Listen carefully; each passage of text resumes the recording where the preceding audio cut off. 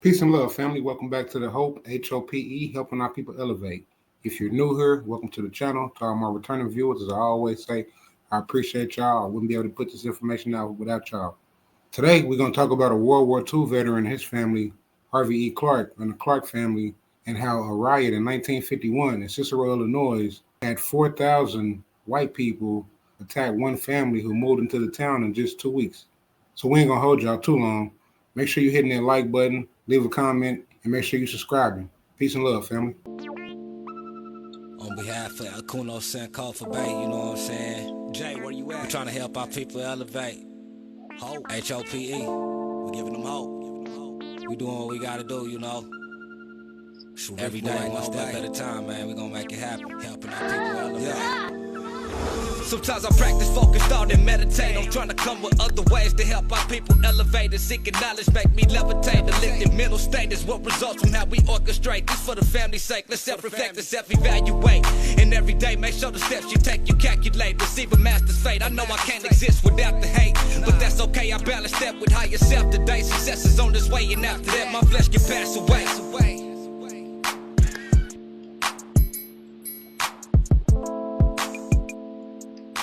Happened when a black World War II vet moved to the all-white Chicago suburb of Cicero in 1951. Was he given the hero's welcome he so rightfully deserved? Unfortunately, no. And what did happen is so shocking, it's hard to believe. Here's the story. Post-World War II Chicago, an urban landscape marked by both hope and racial tension. The city, alive with aspiration, was also marred by the harsh realities of segregation. On the South Side, African-American families endured cramped ghettos. Dreams of better housing clashed with rigid color lines. Meanwhile, a growing number of Black professionals sought the opportunities they earned during the war. But in the quest for fair housing, they often faced violent resistance. The Cicero Riot of 1951 occurred from July 11 to 12, 1951, when a mob of approximately 4,000 whites attacked an apartment building an African-American family had recently moved into in Cicero, Illinois, a Chicago suburb. The events leading up to the riot began in June 1951 when Miss Camille D. Rose, owner of the building at 6139 43 West 19th Street in Cicero, rented an apartment to Henry E. Clark, Jr., an African-American World War II veteran and graduate of Fisk University, his wife, Jeanette Clark, and their two children in an all-white neighborhood. After learning of Miss DeRosa's decision, high-ranking Cicero officials warned her it would be trouble for the Clarks if the Black family moved into the apartment.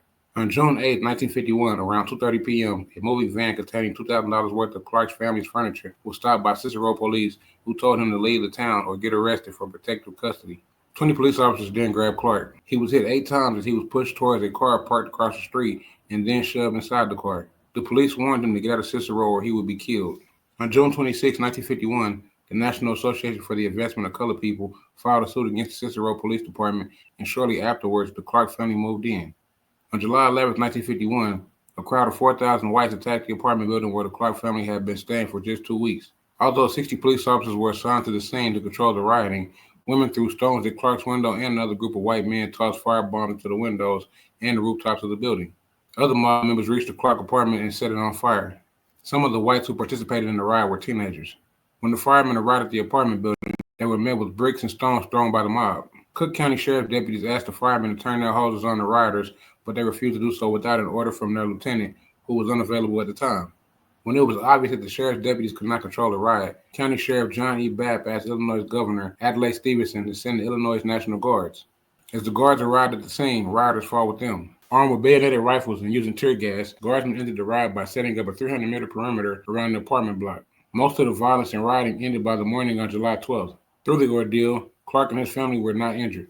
Although over $20,000 in damage had been done to the building, the Cook County grand jury failed to indict any of the accused rioters.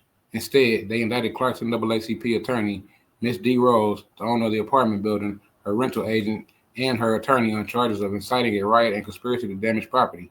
Those charges were later dropped. A federal grand jury then indicted 4 Cicero officials and 3 police officers for violating Clark's rights due to the riot.